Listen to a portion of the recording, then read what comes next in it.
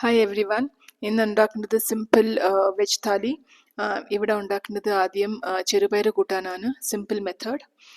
പിന്നെ നെക്സ്റ്റ് ഉണ്ടാക്കേണ്ടത് coconut rice, കടുക്, ജീരകം, കടലപ്പരിപ്പ്, ഉഴുന്നും, കറി ലീഫ് ആൻഡ് ഗ്രീൻ ചില്ലി, കടല എല്ലാം ഒന്ന് നന്നായിട്ടൊന്ന് ഫ്രൈ ആയിട്ട്, പിന്നെ ഒരു ഹാഫ് കപ്പ് കോക്കനട്ട് ഇട്ടിട്ട് നന്നായിട്ടൊന്ന് ഫ്രൈ ചെയ്തിട്ട്, പിന്നെ 1 കപ്പ് പച്ചരി നന്നായിട്ടൊന്ന് ബോയിൽ ചെയ്തിട്ട് ആറിയ ശേഷം ഇതിനകത്ത് ചേർക്കണം.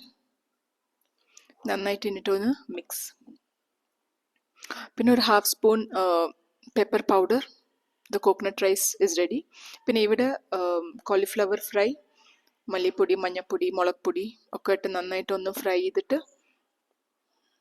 Phulka. So this is simple veg thali.